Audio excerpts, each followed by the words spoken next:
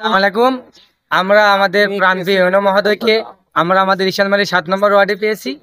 আমাদের প্রাণের দাবি আমাদের ইশালমারি ব্রিজ থেকে গোরস্থানের রাস্তাটি মেরামত করতে হবে। আর চাষিরা তাদের ধান তুলতে পারে না, একজন মানুষ মারা গেলে পারে সে লাশ নিয়ে যাওয়া যায় না। আমরা কঠিন দুর্দশার মধ্যে আছি।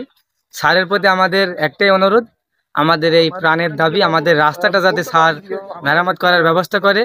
আমরা স্যারের প্রতি চিরকৃতজ্ঞ। আমাদের কাছে আসছেন, আমরা চাচ্ছি স্যারের কাছে চাচ্ছি যে আমাদের রাস্তাটা যদি আমাদের মরা নিয়ে যাওয়ার যে অসুবিধা, স্যার আমাদের মাঝে আছেন। আমরা চাচ্ছি যে স্যারের মাধ্যমেই দেখবো। তো স্যার নিজ সচক্ষে দেখলেন, আশা করি স্যার আমাদের এই ব্যবস্থাটা, আমাদের এই সমস্যাগুলো তিনি সমাধান করবেন। রাস্তাটা খুবই বিশেষ প্রয়োজন, রাস্তাটা দরকার।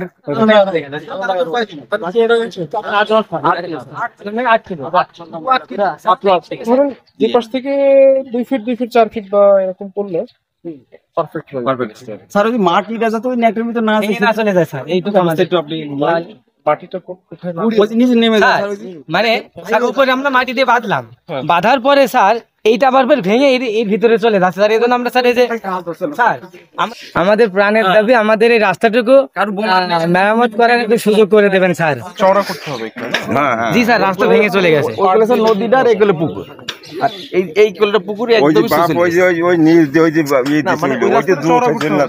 জি স্যার, মাটি স্যার ওই যে টালি চলে আসে যেটুকু বাঁধা হয় স্যার।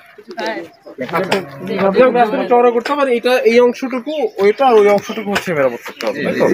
মোটামুটি যাতে যানবাহন চলাচল করে। ধান তোলা যায়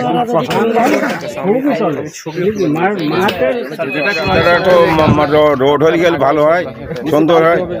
প্রিয় রাস্তা, এগুলো সবার দরকার। এই রাস্তাটা সুন্দর হলে পারে সবাই হাঁটি চলি ফিরিয়ে আরাম। মরে গেলে গোরস্থানে রাজনীতি